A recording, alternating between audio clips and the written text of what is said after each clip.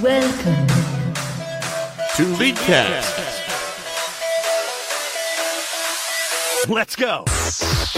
Intriguing.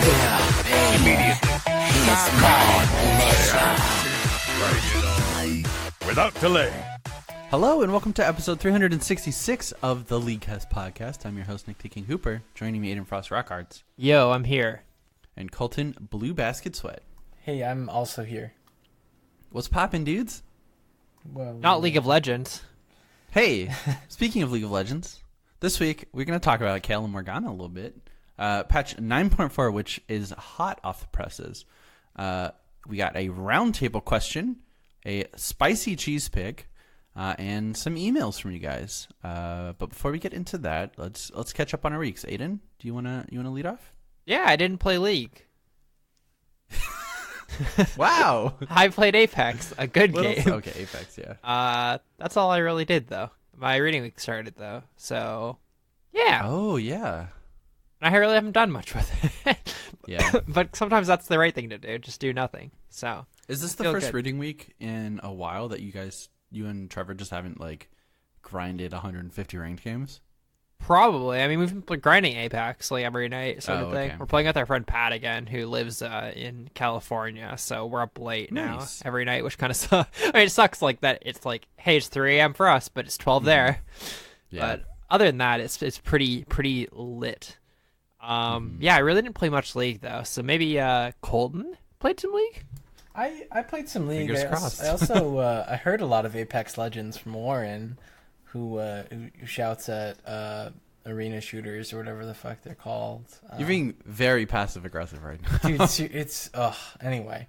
I played some League, yeah. I had a bunch of really unpleasant ranked games where I felt like it didn't matter what I did at all. So that's been cool. I think I've lost like probably 6 out of the last 8. So it's not been great. I don't think that positional matchmaking made anything better. I don't think it's terrible, but I don't, right? Like I feel like it's basically just more complicated now for no benefit. Question. Yeah. So I've only played like say 15 or so ranked games this season, right? But I don't think I've had a single one where it's been a close game. It's either we stomp them, or we get stomped, or I'm just sitting in my lane. I had 3 games in a row where I was 0-0-0 or like 0-1-0 or something like that at the end of the game because we got stomped in 20, and I was just like playing top or something. I don't think I've had a competitive game once this season yet. I Yeah, think that that's just sounds kind of about the right. nature of the game right now. It's just awful. pretty snowball-y. Yeah, I don't think I've had really too many very close games, and even ones that like feel close. It's not even. It's never because it's actually close. It's because they were stomping and then they threw, right? And I think that's like much different from an actually close game. Yeah. But yeah, I mean, it hasn't felt very fun playing League of Legends. Like I'm trying to keep going with ranked, but it's just like, oh, cool, I got matched with the 80 carry that's 4 divisions beneath the average of the game level, so I guess I'm gonna support that. Or like we smash lane anyway, and it doesn't matter because their jungler's up 9 kills at 12 minutes. Like, I don't know. It's been really unpleasant trying to play with this shit, but I'm gonna keep going and still try and hit diamond at all queues. It's just not too fun right now. So hopefully that gets better soon. Aside from that, though, haven't been doing a whole lot. Didn't play any Apex because every time you guys were, you had like 3. So I haven't played a single game of it yet. Don't think I will. Went to Alex's though. We had a little Palentine's Day. Hung out, played some board games, watched some Trapped in the Closet.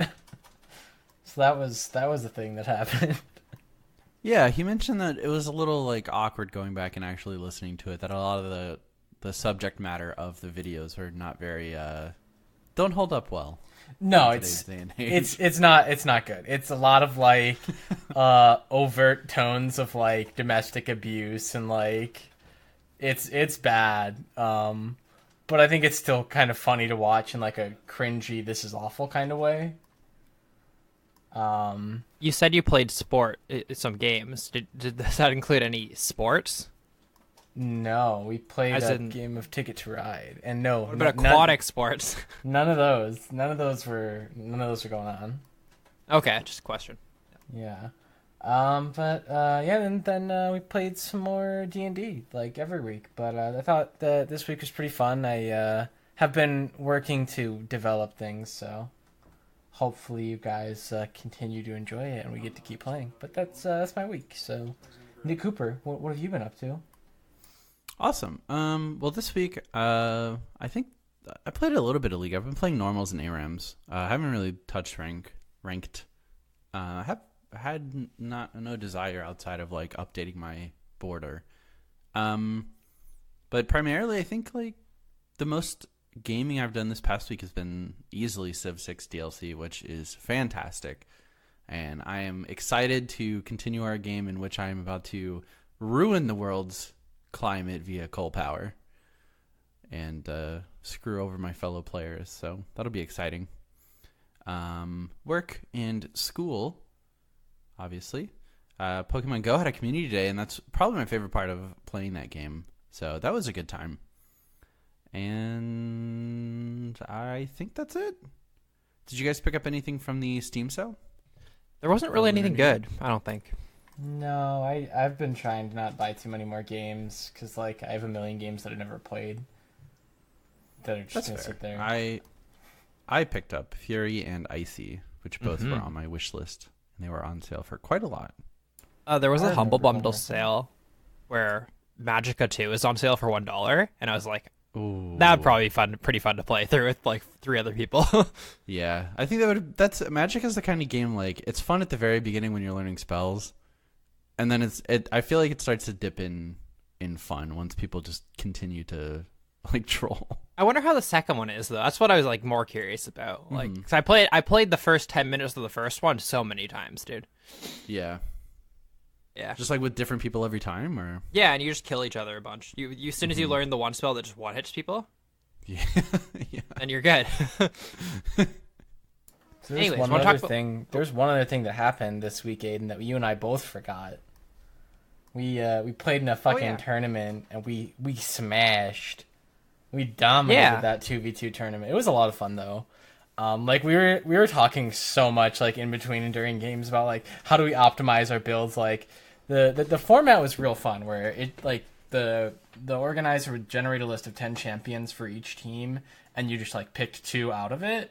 So like we can see who they'll probably pick, who we're gonna pick, and like base our builds and like our rune sets around it. It was a lot of fun.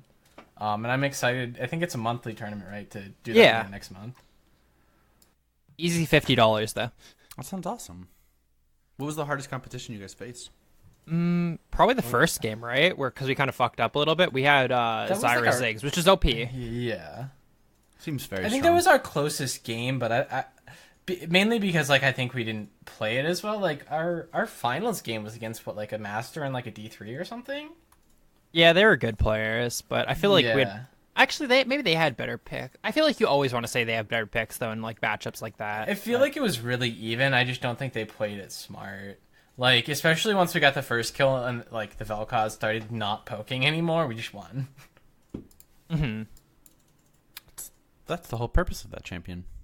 Yeah, in the finals they had Sivir Vel'Koz and we had Ashe, Anivia. So I think feel like Sivir they had a was slate. better pick.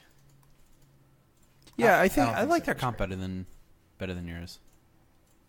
But Yeah, but- we out metagame them. We out thought them with our strategies, and then we claimed sweet victory and got that money, which I received today via Steam he- gift card. Oh, nice. Same. Yeah, Nice. It's nice when he actually follows through. yeah. No, he's a good guy. You can Awesome. tell. He also his casting's really funny because Yeah. His casting is so he fun. doesn't give a fuck, dude. He just shits on people. Do you Yeah, have like a VOD or something that we can go back and watch? What's his stream? Do you know what it was? I It's like- could find it and maybe post something in Discord if we can. Yeah. If I can find a VOD of Oh, it. I pretend I'm pro. Yeah. But a good it's name. so funny. He's got like a little like cardboard microphone that he just like holds while his like actual microphone's on a mount next to him. And like he'll just absolutely tear into someone. Like they'll dive and I'm just like, this guy's a fucking idiot. His teammates got to be flaming him right now. Cannot believe he went for that stupid ass dive. That's awesome. And this is like the person survived like 8 HP. It was a lot of fun. Yeah. So I think, would we talk about Kayle and Morgana now? The fallen angel and the regular angel that are sisters or something? Yeah. Let's jump into the news. Hey, first of all, Morgana functionally the same. I mean, her animations are different. I think the scaling on her W is different, along with the base damage. Essentially the same champion, though. So I'm pretty happy about that, because I feel like Morgana was pretty, like, kind of boring, straightforward, but League needs some of those champions, and I think she fit a really particular niche. So I'm glad that she's the same. Kayle is receiving drastic changes. I don't know if we haven't seen like a full kit come out, right? Like a proper. No, I don't. The numbers on PBE. Right, the kit's on the PBE. Yeah, I just linked it. Ooh, all right. Let's run through this. I haven't not seen this yet. So Kayle's passive is going to be Divine Ascent. Her attacks rank up as she gains levels and spends skill points. So essentially, you gain some movement speed, and you gain attack speed, which stacks, and then at max stacks you get movement speed. At level 6, when you have your E active, you launch fire waves that deal extra magic damage. At level 11, your attack range is increased to 550, so you become mostly ranged, it looked like. Yeah, you're probably permanently ranged at level 11, yeah. Yeah. Oh, okay, yeah. It looks like you're permanently ranged at level 11. You gain more attack speed from your E, and then once you hit level 16, you have your permanent E on. And your fire waves deal a portion of that as true damage. Her Q kind of looks the same. She summons a sword that stops on the first enemy hit. The sword deals magic damage to the target and enemies behind it, slowing it and reducing armor and magic resist by a pretty healthy amount. Her W is... actually a really interesting change. Her W now heals herself and a target allied champion for health, and she gains some move speed that scales with AP. Her E is Starfire Spellblade. Passively deals bonus magic damage, similar to how it does now. When you activate it, her next attack becomes ranged and deals 10% of the target's missing health as bonus magic damage. This attack upgrades when Kayle reaches level 6, causing it to explode when it hits the target, dealing damage to nearby enemies. And her ultimate is Divine Judgment. Kayle makes an allied champion invulnerable for 2 seconds. Then, after a cast time, she purifies the area around them, dealing magic damage to nearby enemies. So it looks okay. Like I'm sorry. It's just a pretty it's a hefty update, but I think fundamentally she's pretty much the same. Yeah, she looks extremely similar. Some quality of life buffs. The biggest change is obviously to her passive and her passive E and ulti, I think. So Exalted is not her E. Exalted is when she's hit max stacks from basic attacking. So let me correct that real quick. But she looks very interesting. I'm really excited to get a chance to play her. I think this is going to be another like Gangplank Poppy Scion tier rework. I hope so. Her late game. Sorry, I was going to say I think her late game is going to be too strong. Like even just based off this. That's a big concern. Level 16 is going to be the problem of this character. I can already see a world where her level 16 passive becomes 1 sentence shorter and it does not deal true damage anymore. Yeah, and they have done a couple things. Like the one problem I have with Kayle right now is she eventually hits a point where she's like she can kill anyone in 2 seconds, and their whole makes her invulnerable for 2 seconds, and she can just wipe someone out. She can't attack while she's ulting now. Oh, it does not mention that in. It's very important to note, though. Tooltip. Yeah, that's okay. So I think that's part of what. Yeah, maybe like it uses that word invulnerable, which is maybe a new status effect, because like I think it's not stasis, not untargetable. Invulnerable, I guess, is different. Where I guess, can you not cast anything, but you can move? Is that how it's gonna work now? I don't know. Either way, like I think it's going to be more of a use it on your ally so they can like do damage situation. Well, I think you can use it on yourself, but you can't attack. So it's either going to be to avoid a big ability or to buff up your ally. It seems really strong still, but I'm glad they removed the hey, I just get to hit you for 2 seconds while I'm invulnerable and get to kill you late game. Does it not does it not force your ally to stop attacking too? No, it's you. You're like casting while you're doing it almost. Oh, okay. So you're like channeling during this. Like kind of like you can't get canceled on it or whatever, but like yeah. You're doing a But you can't take thing. any other actions. That's pretty sick. I think it's a good though overall to that mechanic. I had a thought while we were scrolling through this that doesn't work, but I just think would have been hilarious. You know the fucking Frostfang thing that got patched out? Mm-hmm. Imagine running that, but for top lane, Yi with Yi. Or Kayle with Yi. So you're just like sitting there not farming, getting all the money, and then Yi comes up and just takes the farm, dives, resets your wave. I feel like that could have been real fun for like a day, but they got rid of that quick. Pretty cancer too. Oh yeah, glad they did, and I think that's addressed in the patch notes. And their new skins look cool, by the way. Yeah. They do look really cool. I kind of feel like the only one that seems a little out of place is the well, I guess so Battleborn Kayle looks fine, but Exiled Morgana just kind of looks strange. I think it looks really good in game. Yeah. It just is. I don't think it captures the. I think it looks good, honestly, but I think that like the theme of the skin feels vastly different than the previous Exiled Morgana skin. They've done that before though with skins. They kind of like change what they were with a rework. I guess I don't recall any of the. I think like, the Sejuani one. Straight away. Sejuani had like traditional Sejuani versus that. Oh, I hate traditional Sejuani. Yeah, but like, yeah. Anyways, I do think it's a cool direct. I think it looks good in the game. I just don't think the splash art looks very good. Yeah, all of the skins look really, really good. I like the Victorious Morgana. That'll probably be my default. But pretty sick. Very excited. So next up is patch 9.4. Came out about 6 hours ago. The patch notes. So, what's up? No, I was just saying patch notes. It's the patch. Oh. That sounded great, man. Yeah. So yeah, let's talk about the patch notes. First up, Karthus, his Q damage is decreased. Base damage is down 5 at all ranks, which scales down to 10 on single target. So honestly, I don't think this is that big of a nerf. I think he's still going to be pretty like the best jungler.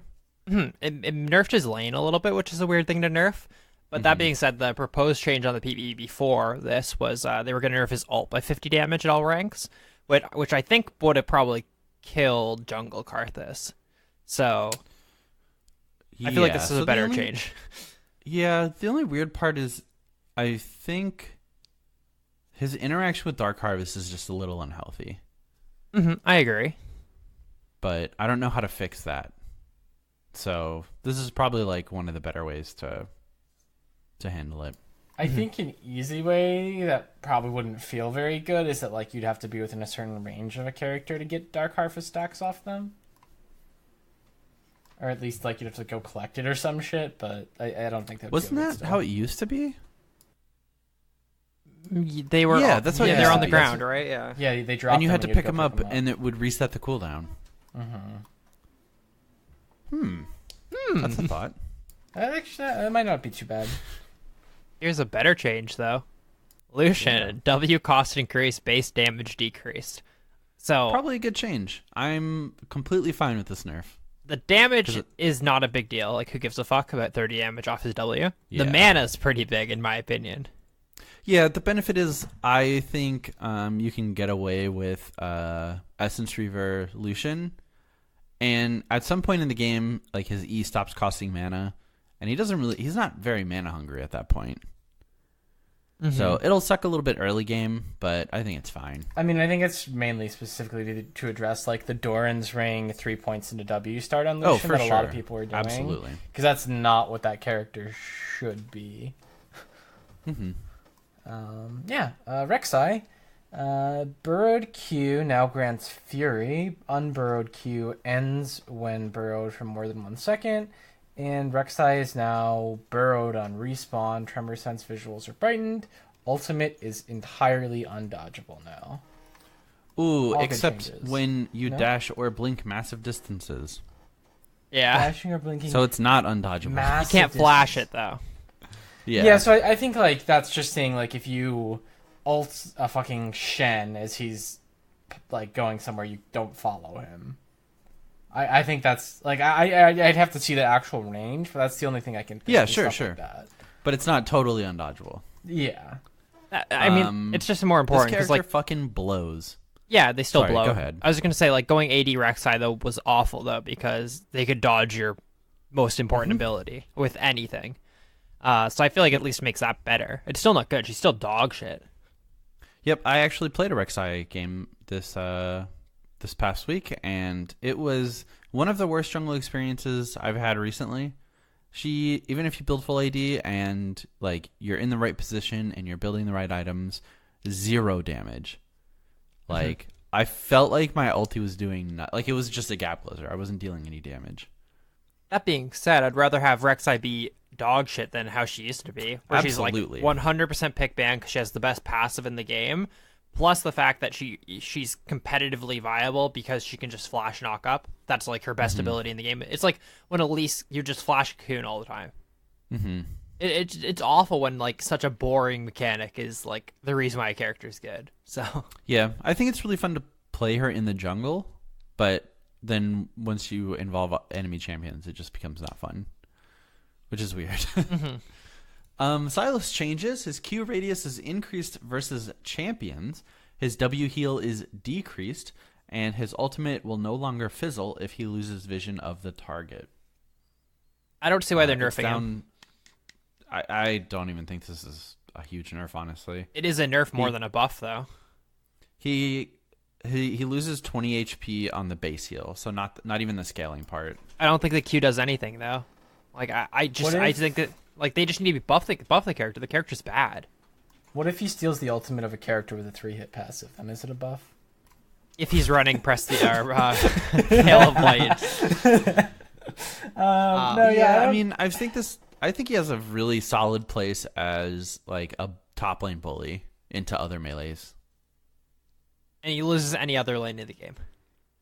Yeah. And not lose, like gets dumpstered. Like I don't know. Yeah. The reality is the character needs some sort of buff, and they kind of went with like a half-assed, like what do you want to say, like a balance change, I guess, or like a adjustment rather than a straight buff. Mm-hmm.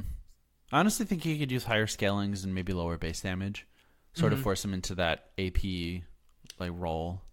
Yeah. Because right now I feel like the best build you just go Iceborne into Spirit Visage and then try to fight whenever you can. Oh yeah, like they need to change something. Either like I do agree, like higher ratios would change it, but because your ult has a 15-second cooldown, what you're doing in fights, Nick, at the end of the game is ulting using 5 different ults in a fight. That's your dream, Yeah. right? So all you have to do is live and use 5 different ults. If you're going like super glass cannon squishy, you use 1 ult and die.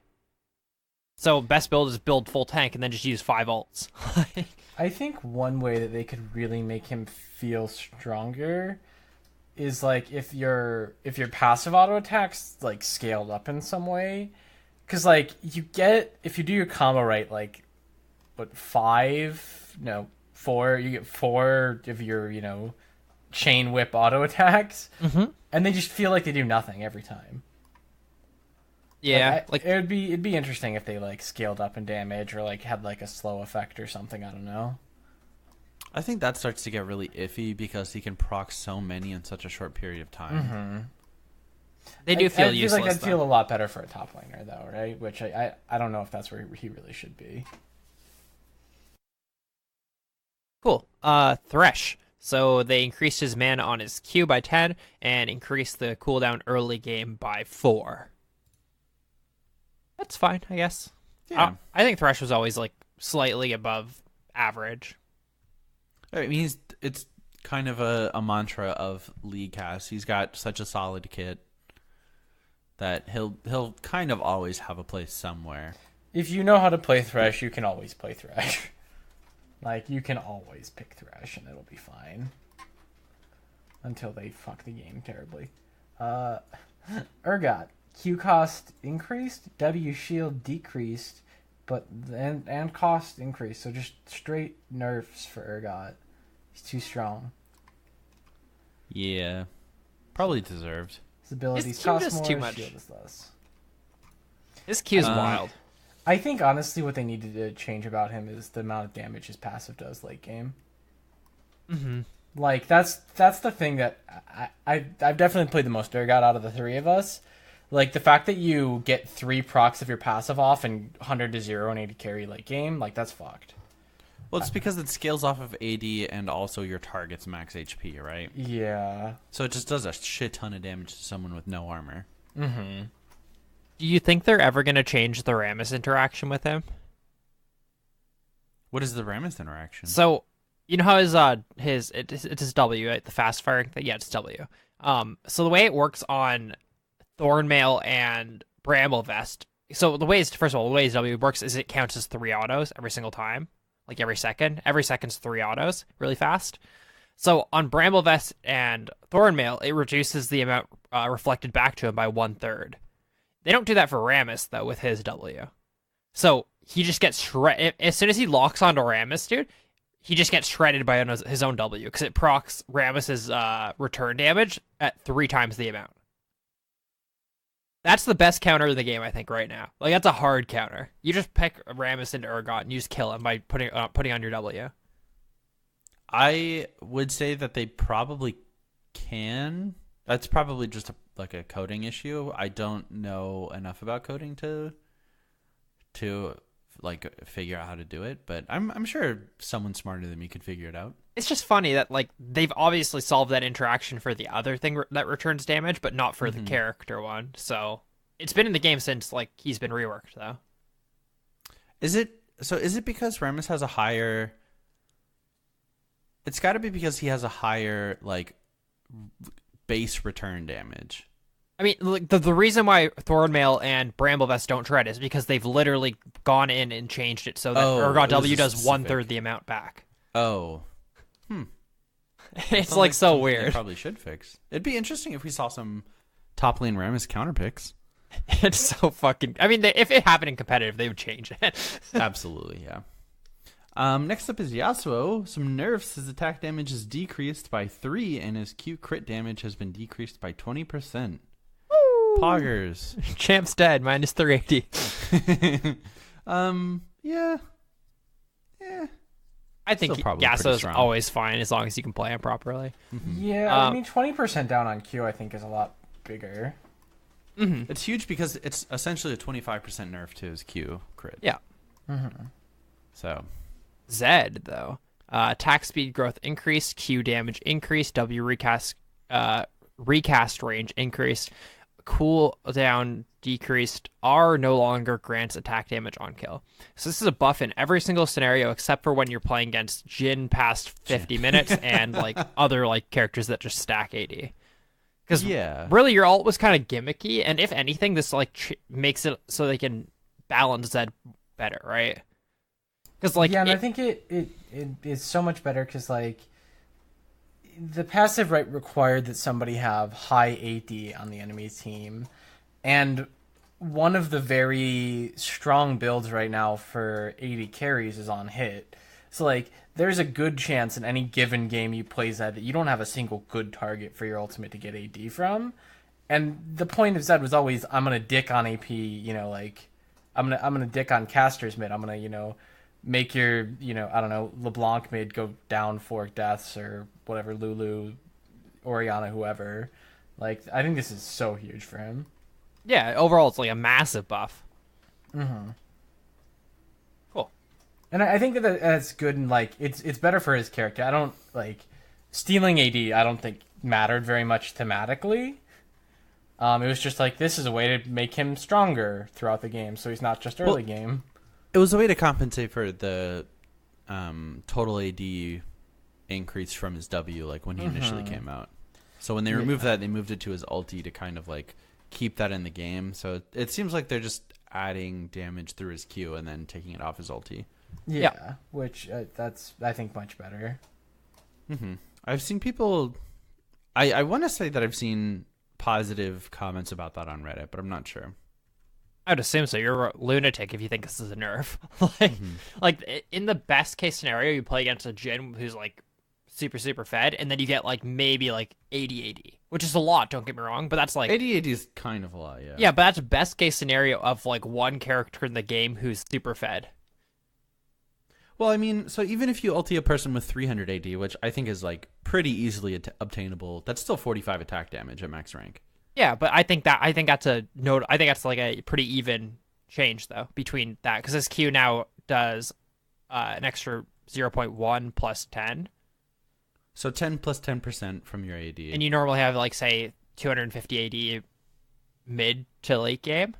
That's 35 damage on your Q versus 50 AD. Yeah, I think that's notable. I think that's like pretty close. I think it's a nerf, but I think it's a nerf because they are going to buff him in the future. It's this is sort of like buff.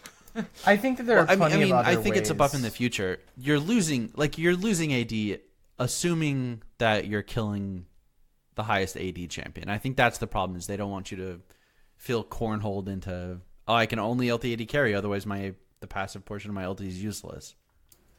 Yeah, and again, I think that's bad to try and force it on him, because that's not the point of that. It's to be able to pop the squishiest character instantly and then get out. I think if anything, they could put something like... I think it'd be interesting if they put something on his W where like it scales with maybe like how many kills you've gotten, where like shadow abilities start doing more damage, right? Where like every kill gets like a stack to his W. Like every kill or assist gives a stack on his W, and then like, you know, the Qs and the Es from shadows are stronger. And I think that'd be really cool thematically, that like he's, you know, he's got this dark shadow magic, whatever, that he's like feeding kills and it's becoming stronger. I think that'd be a cool thing thematically, and would be able to give him some of that damage back if this ends up with him being weak, which I don't think it will. No, I mean, I still think he's absolutely playable, like, honestly. Yeah. But I also think that'd be really cool if they did that at some point. Hey, honestly, coolest change of Zed would be if he kills you with your ulti, he steals your shadow. Your character's shadow just gets turned off. So dumb. That'd be sick. Are you You kidding just me? see That'd be Zed sick. running around with like a Hecarim shadow behind him. Yeah, that'd be awesome. They just like all the shadows he sold, like fucking circle him the whole match. Holy. Based That's on my my character calculation, fantasy. by the way, Nick, at 30 AD is the trade-off. So so as long as you're ulting a target with like So 15 what, eh, 200 AD? 200 times 0.15, I think. Yeah, Yeah, 200, it's yeah. 30. Yeah. Okay. So it's a nerf. I'd say it's a nerf beyond like probably level 16 is a cutoff, honestly. Well, it has to be, because that's when he gets ranked through of his ulti. To that like isolated change, you also have to factor the fact that they gave him attack speed, and his W recast range is, I think, the biggest change. Yeah, that's fucking massive. It's a 50% increase. Yeah. In his range. Yep. Yeah, but also I'm a big fan of these. I might actually play some Zed now once that goes through. I miss the Blood of the Rune King Zed. That was so fun. It was real fun being able to go lifesteal first item on an assassin. I just like the idea of like you buy active items to use them during your ulti, so your ulti does more damage. Mm-hmm. So I'd love to go like Blade of the You Rune can King still go Tiamat. Tiamat, and that's not Yeah, bad. but I mean, it just sucks. He has enough wave clear that you get away with not building it, and it's not lethality. Mm-hmm. Now I really want his W to do the thing that I said. I feel like that'd be so cool. I don't know. It seems very OP too. If he gets ahead, you just lose. I mean, like, you don't have to make it a big amount, and again, you can like balance around. But it, any amount, he's already a character that one shots you without using his ulti late game. It's true. Zed changed. If you kill them once, they steal the shadow. Kill them second time, they remove from the game. Yeah, there you go. Permanent death. Don't die without your shadow. Next up, we have some rune changes. Conqueror is getting kind of reworked, kind of mishmashed with fervor. Grants stacking adaptive force on damaging enemy champions. When you hit max stacks, you convert a portion of the damage versus champions to true damage, and you heal for that amount. Boy, this sounds like the perfect Kayle rune. It's really good. Actually look at the numbers though. So it grants 3 to 15 adaptive force for levels 1 to 18 for 3 seconds. 8 seconds for melee, by the way, very important. Stacking up to 5 times, meaning 15 to 75 adaptive stats. Oh my god. And then at that point, 10% of your damage is converted to true damage, and you heal for that amount. That feels like they added 3 extra lines of text that they didn't need to. Absolutely. This is, I think this will be good, because you can now build it on mages, which is going to be sick. And they do have a caveat about damage over time effects not being like 5 ticks of brand passive gives them 5 stacks, which is very good. So that would have been a nightmare. I don't think it's going to ever be good for for ranged characters, but for melee characters, it's going to be good, I think. Yeah. I don't think 3 seconds is long enough. Probably not. Maybe it would be good for champions like Draven. Yeah. But it's already... Oh, absolutely on Draven because of the heal. I feel like that's the biggest thing. I guess I used to want the 1 auto, if anything, right? Mm-hmm. Cool. Essence Reaver. Go ahead. Essence Reaver's attack damage is increased. Cooldown reduction is now unique, so you can't stack Essence Reavers anymore. Sorry, boys. I would have liked if they gave it 70-80 instead of 60, but other than that, I feel like it needed a buff, but... Mm-hmm. That's okay. Colton, you want the next ones? Yeah. So these are, we talked a little bit about these earlier with Spell Thief and Ancient Coin. Now basically you just need to be near an ally to be able to proc them for gold. So if you're near a wave alone with coin, it'll only drop mana coins. If you have Spell Thieves, you can't actually use your stacks to get gold unless you're near an ally. To compensate for that, they upped the amount of gold you get from them a little bit, just because now it's a little harder to stack them. But it definitely brings it in line with Relic Shield, where you have to be near someone, which I think is honestly one of the most frustrating things about playing melee supports who do go to the Targon's line, is like you're just sitting there, you're like, well, I've had my support item for 18 minutes and I only have 300 gold from it because I can never actually give stacks to my allies because they either like clear the wave or they're not there. So in that aspect, I think it evens out the support item lines. I think coin is probably still the best by a significant margin. Hell yeah, and they buff the coin gold. I think that they should probably buff Targons as well, but hey, that's just me. But anyway, this was mainly done to make the Kleptomancy Frost Fang top laner who doesn't CS and just gets all their money from those two. And basically you just like, neither of us get to farm, but I get 1 million more gold, and if you start to farm, you're going to get a CS bounty, and I'll take even more gold from you. So that's why that was there. If you want any more detail, there's like a lot of stuff out about it. I don't want to really dive into it because I feel like we've already talked about it. Did we? Mm-hmm. Mm-hmm. Yeah, these are good changes. Mm-hmm. I think it's support. Hey, support's fine. The changes were fine. Yeah. I'm gonna just run through these changes real quick if you guys are okay with that. Yeah. So we have simple changes on multiple champions. First up is Azir. His base attack speed growth has been increased. So getting that late game power. Yeah, getting that late game power. Mega Nar's armor and magic resist is increased. Hecarim's Q cost and E cooldown are decreased. Rengar has a bug fix where his empowered Q dealt more rank 1 damage than intended, and it was quite a lot. It was more than double. Sivir fixed a bug where W dealt more damage than intended. It was like a slight change, 0.05 total AD ratio. Varus fixed a bug where Blight Stacks dealt less damage than intended. Kaisa removed Storm Razor from recommended items. And they say explicitly, hey, stop building it. They should really have changed the note there to just say remove Storm Razor when we change crit items, because they should have just removed the item from the game is how bad it is. Honestly, though, I'll stop. Tryndamere removes Spear of Shojin from recommended items. I thought it was good on him. Weird.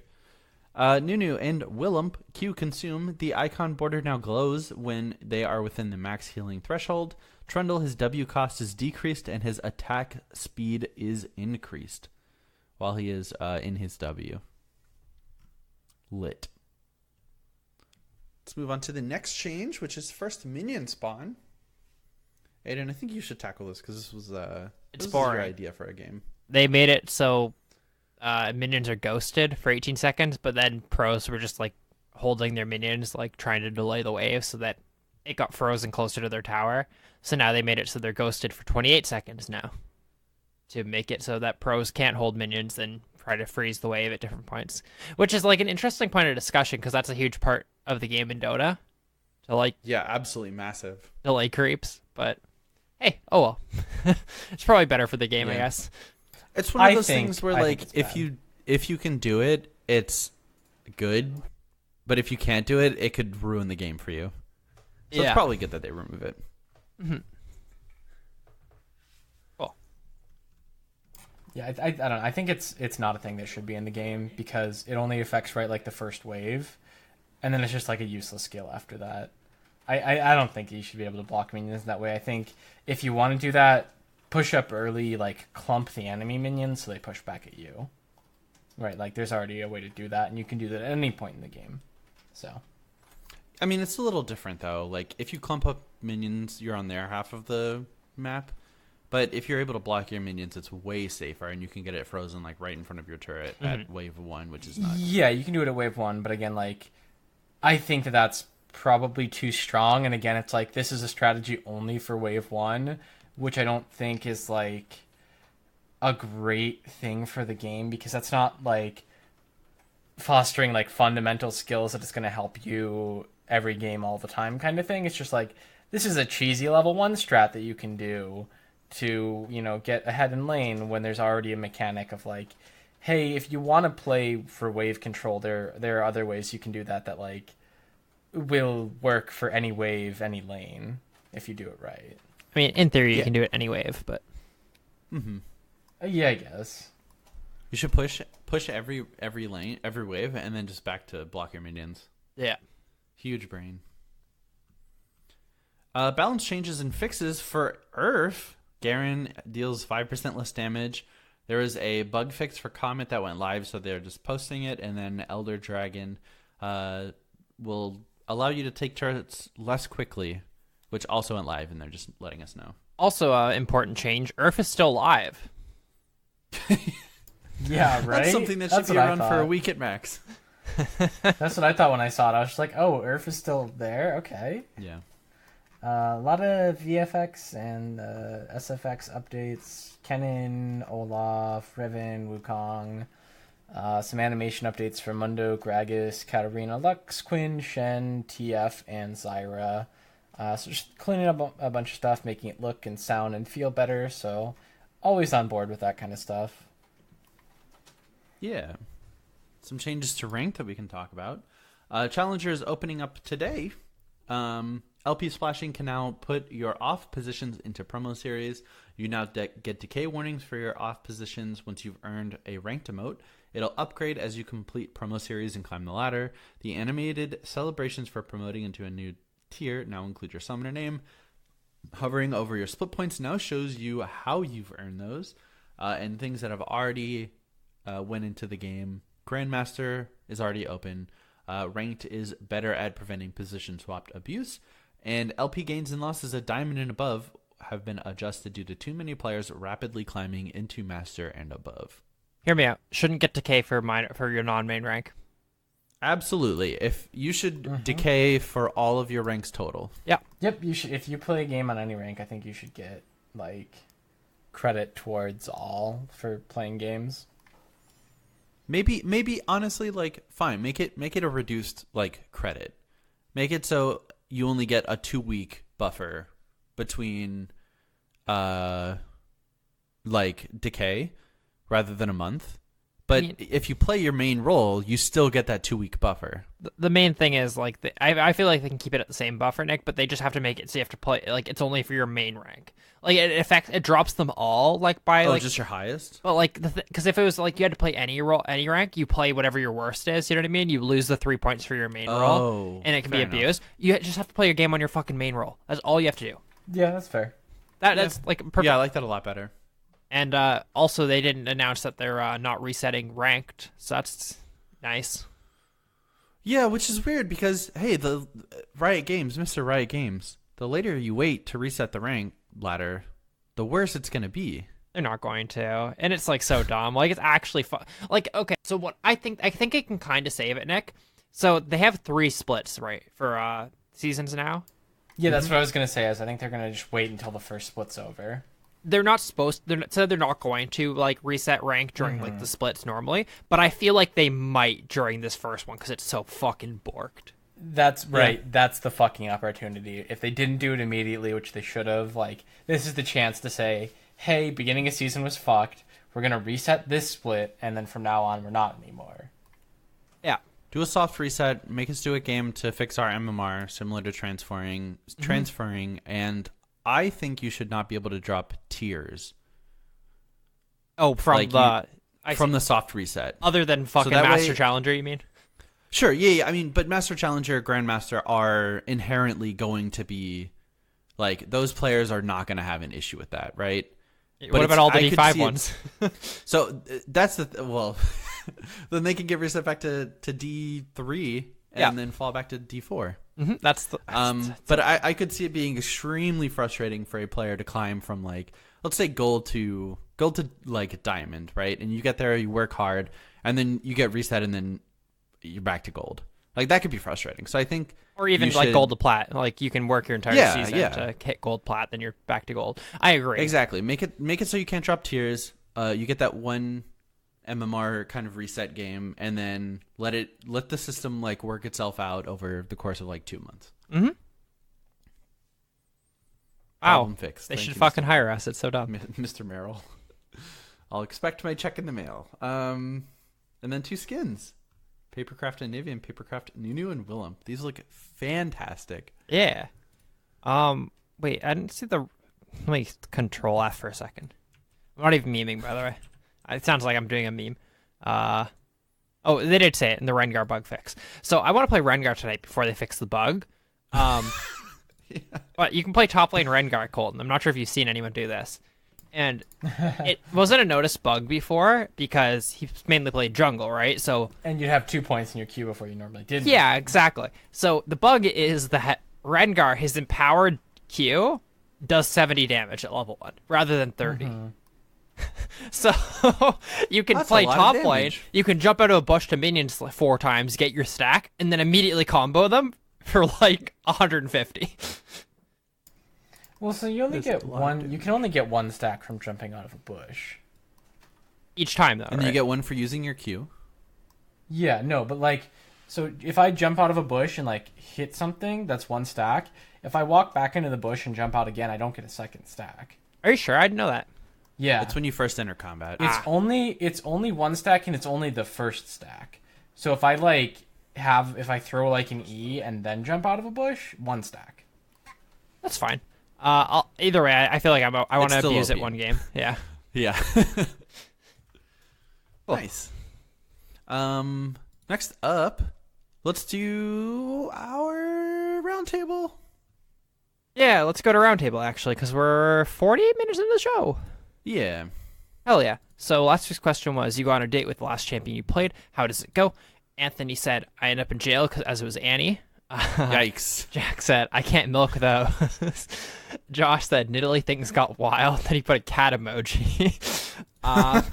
Jason said, Graves got pissed because he wasn't allowed to smoke in the restaurant. Robbie said, Thresh brought Lucian's wife, so awkward +1. Rowan said, Malzahar, we got kicked out of the restaurant because apparently voidlings are against the health code. From our Discord, Lil Barnabas said, well, I showed up with Nico, but I left with the waiter. So I'd say it went pretty well. It's until you hit her or she hits you. Domestic abuse, ladies and gentlemen.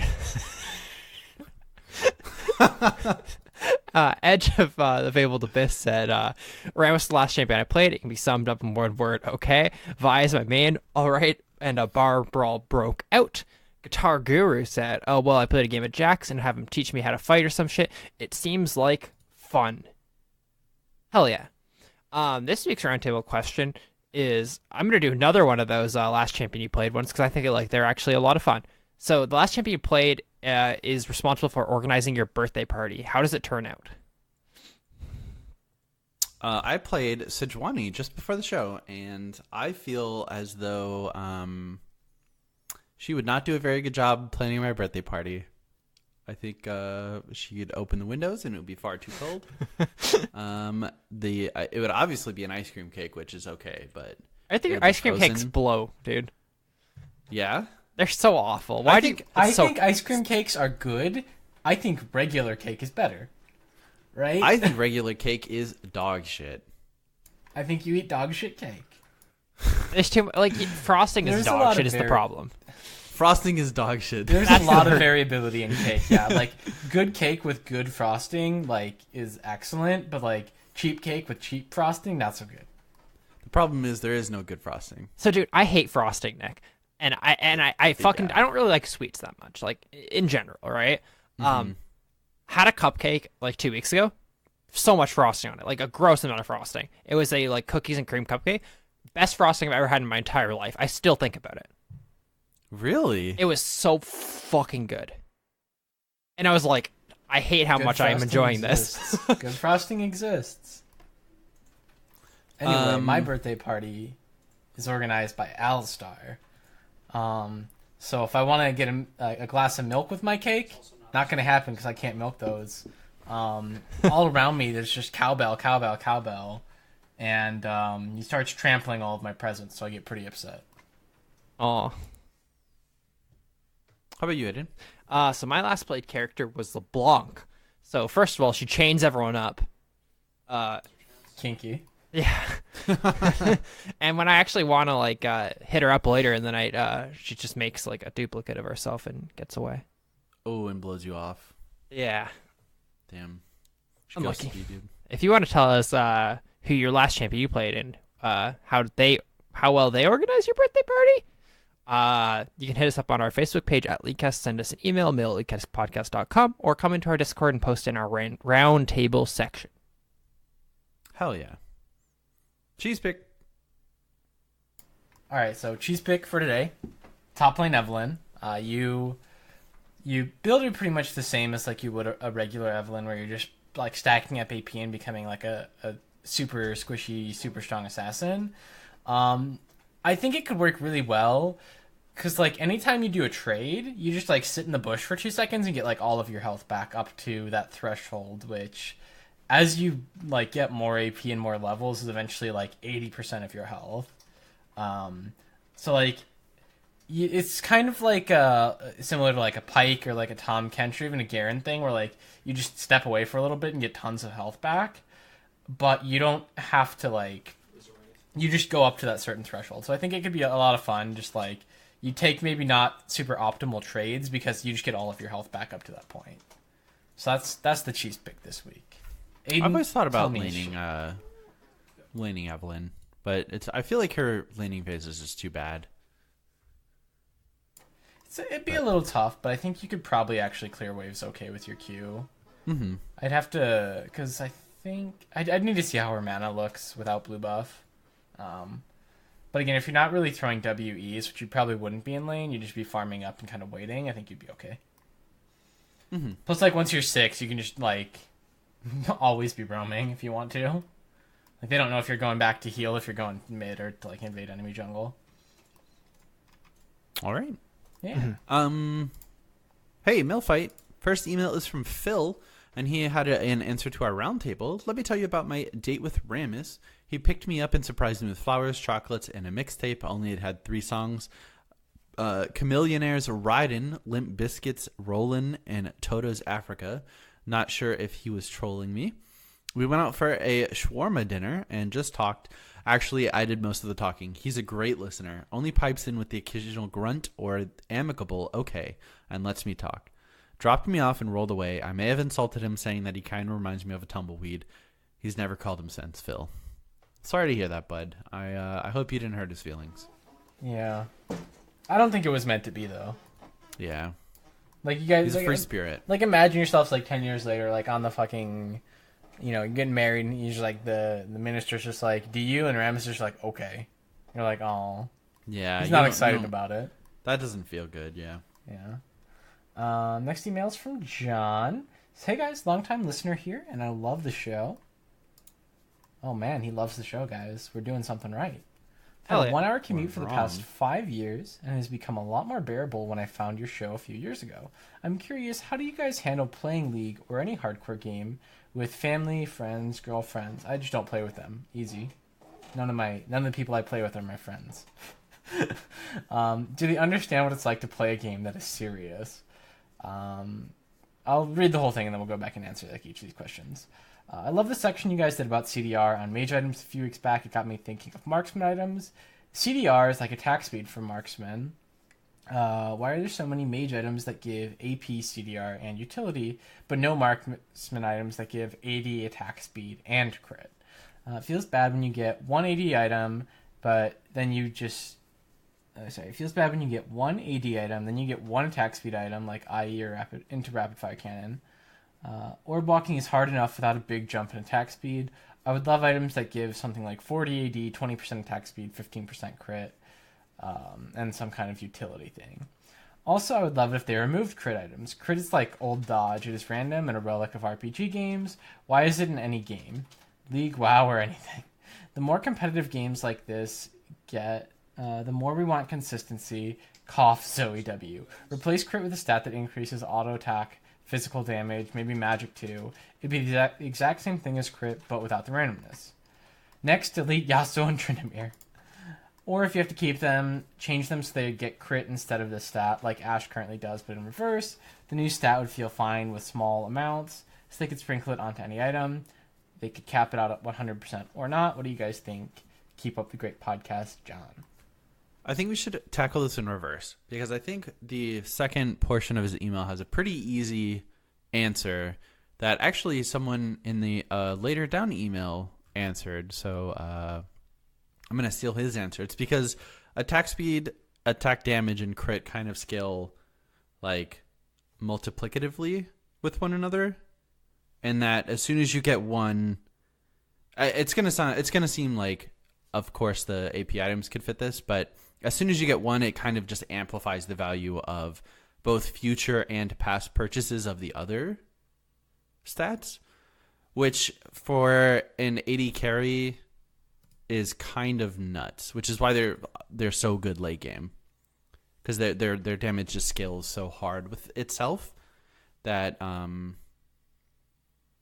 having one item that encompasses all three of those stats would be first item on every single marksman, every single like melee crit user, like Yasuo, Yi, Tryndamere, and that was kind of like Stormrazor, which wasn't exactly like the most healthy for the game.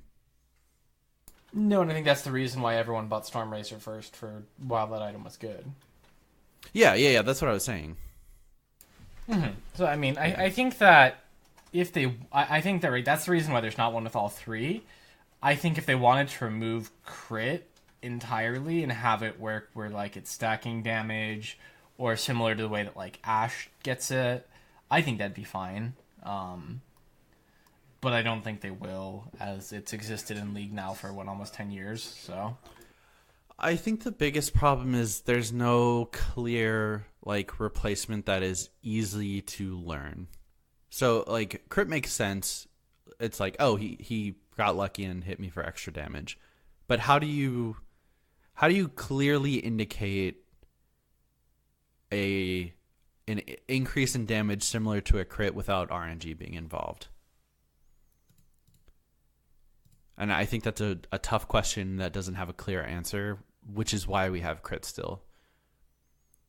And I'd love for crit to be removed from the game, but I don't think it should. So that's my argument.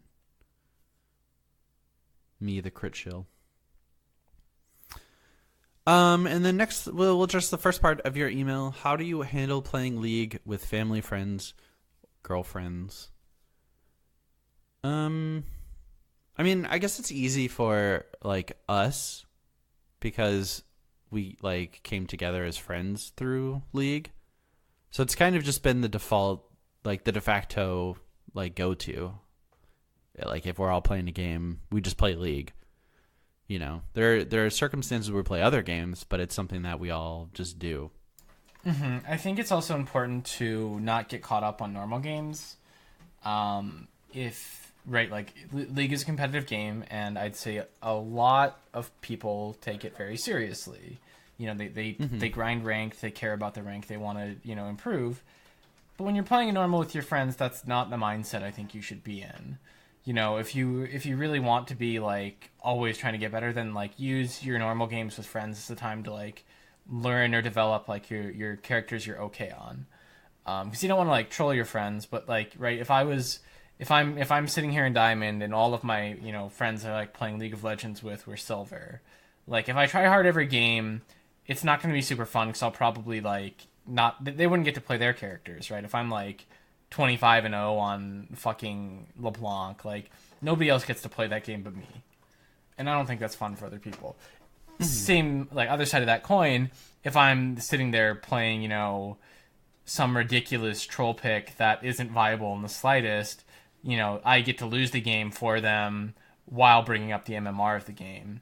You know, play something that's okay, you know, try still and have a good time with it, but don't flame your friends if they're not doing well. Don't get too invested in the outcome. And other than that, like the other side of like family, girlfriends, etc., like, I mean, just have the conversation like, hey, it can't be paused. Hopefully, you know, try and give me a few minutes notice, I guess is the best I can say there. Like, it used to happen all the time where it's just like, hey, we're doing something in 5 minutes. And I'm like, well, I'm in a game, so I won't be there. Mm-hmm. Mm-hmm. But, you know, I don't think it's terribly hard to work around that. Or, you know, if you have to every now and then, like, I guess you can leave. I don't like doing that. I think I've dodged, like, actually quit one game ever, other than, like, hardware failure. So, I don't know. Yeah. It's not a beginner-friendly game, so if you have friends that are interested in it, be prepared to play a bunch of bot games, and be patient, because it's not the most user-friendly for beginners. Yeah, then you can practice your jungle Jin and pop off. Yeah. Thanks again But, for the email, John. thanks, Phil. Phil? Oh, I'm sorry. Thanks, John. Yeah. I was scrolled too far up. Ah. The next email is from Brian. He said, I'm on NA and having to deal with a new ranked role system. I like to play all the roles, and while just over about half of his games are in mid, the rest are split among the rest of the roles. I feel like in the past I could play ranked in all roles and get an overall skill rating. Now I feel like if I want to climb, I have to stay in one role since you get such little reward for playing your non-main role. Am I misreading my situation, or are we really getting railroaded into one role? I've actually swapped over to playing flex queue since there is no punishment for playing a variety of roles. It might be weird, but I really do miss the old pick order system. Brian. No, you're right. It's dog shit. Yeah, I think... Yeah, it's hard. It's hard to defend. I feel like I've gotten my role more often than I did in the past. Mm-hmm. But I also queued for support in the past. So I pretty much got it anyway. I haven't had that many issues, but I've played 6 games, so I don't know if I'm the best. I think it's not great how it is. I think the way they could maybe do something with this system that they built is like have a behind the scenes calculation that you have one rank, but like your MMR and the points you get for games is variable depending on like your role, etc. But even then that'd be like really messy and it wouldn't be clear. You'd be like, oh, I won this game and I got 8 points instead of like 17. So honestly, what if you just selected Phil and the split of your LP gain was more like was more spread out Yeah, across. I could see that. Like, instead of roles. like 15-3-3-3, it was like 10 to everything or like 8 to everything or something. Well, it'd probably have to be like 10 to the role that you actually played, and like 7 to the other one, something like that. Like, it'd still not be a lot, but it'd be, I don't know, better than getting 3 every single game. Yeah, we'll see. Maybe I wouldn't be surprised if they actually like went with a different route during a different split. And I think that's kind of the beauty of having 3 splits, is that they can kind of experiment during one early in the season and then hopefully fix it or improve upon it later. Riot's known for like realizing their problems and fixing them. Yeah, I sometimes it I takes a think- while, but I was gonna say I think they're generally pretty good about recognizing issues. I think a huge corporate problem is that they don't do it quickly enough. Yeah, like Dynamic Q took fucking a full year before they I said it was great all along, and then they're like, okay, it was bad. Yeah, it's like they either fix something way too fast or not fast enough, and there's no like middle ground. yeah, that being said though, with the 3-split system, it gives them time to get a lot of data on this setup as it is, hear a lot of feedback, and then either implement changes to make it better or remove it entirely if they have to. Okay, next email is from Kane. Hey guys, big fan of the show here from the UK. With the upcoming Morgana rework, I wanted to ask you guys about Morgana mid. Ooh. I'm a Morgana mid main and have been for a fair while. I'm a pretty low elo mid silver, but I've been climbing pretty quickly since sticking to Morgana mid more. I just wanted to know why you guys think more people don't play her in the mid lane. Although I'm low elo, I win my lane probably 85% of games and have a win rate just around 65% on her because people don't expect the damage output she has and can almost 100 to 0 most mid lane squishies. Her E in the mid lane is insanely good and makes her almost impossible to gank and her healing from W give her nuts sustain lane, which is why I think I have a KD of like 5 and win lane so much. Her roams are great with her Q from bushes, and her ult plus Zhonya's can be brutal in teamfights when you've built full AP. I know people say that Mal's is a better pick, but honestly I don't think his burst damage is as good, and neither is his CC apart from ult. I'd really love to know your thoughts, and also what you think you're going to do with her rework, and if they'll kill any chances of me keeping her in mid lane. Sorry, it's a long one. Thanks, Kane. So, her rework stuff is out, so I guess that kind of answers that final little bit of question. What do you guys think about mid lane Morgana? Is it good? Why is it not seen so much? I think it's kind of like fine is where I would put it. Like, it's playable, but it's certainly not the best. She has a pretty big issue with her spells being such long cooldown, unless they just stand in it.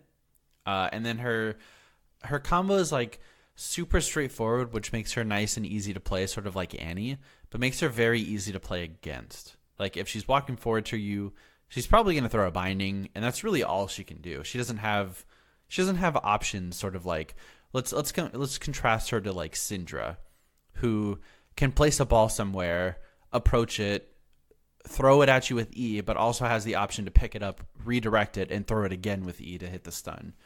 And it can do it through minions. It's kind of like her play style is straightforward and works when it works, but when it doesn't work, she doesn't really do anything aside from hit like 2 ticks of her W. She has a black shield and then the first part of her ulti. So she has like pretty high highs, but her lows are very low. I think you can boil it down to not having enough damage for a mid lane character for the most part, and being like, okay, then you can go, okay, well then she's more like support utility, whatever. Then she's a worse karma. Yeah, and I think some other things to note about her, her setup is like, because her cooldowns are so long, if you use your W to farm, you don't get to use it to trade. Same thing with Q. And I think a big problem with Morgana mid is that you kind of need to max W to have like reasonable wave clear to actually play mid lane, right?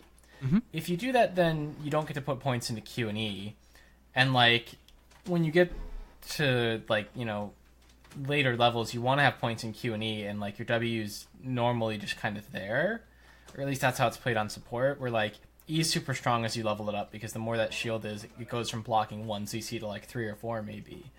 And same thing with like the Q duration going up. Like her abilities scale up so well on Q and E, whereas W is just like it does a bit more damage, and normally it doesn't do that much because they just walk out of it. So like I feel like having to max it for mid so you can actually shove the waves really punishes then your scaling, as you have to not put points in E or Q. That being said, like if you're finding success on Morgana, like don't stop playing her. Like continue to play the way that you have been playing, because 65% win rate is absolutely nothing to sneeze at. That's insane. I think and a lot of those problems I think are going to be seen against, right? Like if you're trying to play against Diamond plus, Master plus kind of areas, or like they're really going to abuse that. I don't think most silver mid laners are going to abuse that much. Yeah, I mean, honestly, like, devil's advocate, her W, when you max it in lane, is so... It's so easy to see us and push the wave in, and then just go do something else. Like, put your W down, it's going to last hit every single minion, and then leave. Like, it's sort of that Talon mentality of, like, I'm going to buy Tiamat, I'm going to clear the wave, and then I'm going to go... like kill your other lanes. That's the problem, though. I feel like other characters just do it better, though. Yeah. Like yes. Yeah. I do think she wins lane against actually a good amount of characters in the game. I think she loses against like the Talons, Jaces, Echo, people who aren't impacted by the Black Shield. Yeah, stuff like that. But that being said, I feel like the matches she even like does all right against, or like maybe wins, they still outroam her. Like Lissandra, I feel like she's good into Lissandra, but Lissandra shoves just as fast as her, right? Like stuff like that I think is problematic. Even though like I think you can kill Lissandra, I think you can not die to Lissandra. I feel like she shoves just as fast as you, except that she's maxing her Q to shove and you're maxing your W to shove. Therefore, when she goes into a lane, she has her main damage spell maxed, and you have your not your CC move that stuns for 3 seconds. Why should the character's good, right? Yeah, but keep playing her. However, I think if you start to get some pushback on your win rate and the sort of results you're getting from playing her mid, you should consider playing like another champion. If your goal is to win as much as you can. Well, Sandra, if your goal is just play Morgana mid, play Morgana mid. Yeah. If you do want to transition to something else, Lissandra or Karma would be good transitions. Karma's more supportive, but Lissandra's more damage and CC. They both are very similar to her, though. Yep. Yeah, extremely similar. And he actually included like a postscript that he includes a lot of numbers, but there's actually a correction that I looked into where armor and MR do not have diminishing returns. For every 1 point of armor, you are gaining 1% effective health against physical damage. However, the common misconception that even we had is diminishing returns is that it becomes harder and harder to, or let me rephrase. It becomes like that 1% becomes much less influential as you get more of it. So it's like a pseudo diminishing return. So a little correction from, was it last week or the week before? Yeah, it was last week. But you still don't want to stack like 6 armor items if like 5 armor items is going to do almost the same thing as 6. So it's like not true diminishing returns, but pretty close. But yeah, I wanted to shout them out for keeping us in line. But that'll do it for episode 366. If you like us, you can follow us on Twitter at LeeCast and at LeeCastFrost. Facebook is LeeCast, pretty cut and dry. Our TeamSpeak is ts.leecastpodcast.com. That's where we chill most of the time. Mail at leecastpodcast.com is where you can send us emails. We stream at twitch.tv/bluebasket and /KingLardo. Support us on Patreon, patreon.com/LeagueCast. And finally, if you would like access to our Discord, simply send us a message through one of the previously mentioned avenues, and we'll get that right back to you.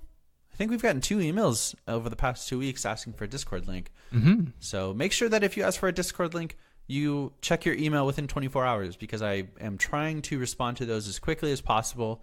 But the link is set to expire after 24 hours because I do it on my phone and yeah.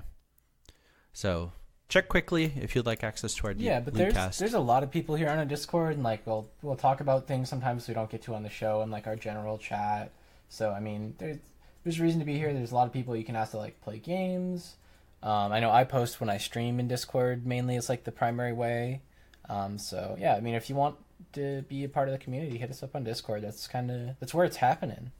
We should on people's opinions and stuff. Like Throb was talking about how much Anthem is a good game, and then everyone kind of ganged up on him and said it's a shit game because it is a shit game. So like, if you want to be part of that too, like it's a lot of fun. If you want to shit on Throb, join our Discord. Yeah. Fuck you, Throb. But yeah, there's about 500 people in here. That's pretty bumping, dude. Yeah, thanks for listening, and we'll see you guys for episode 367 next week. Goodbye. Bye. Bye.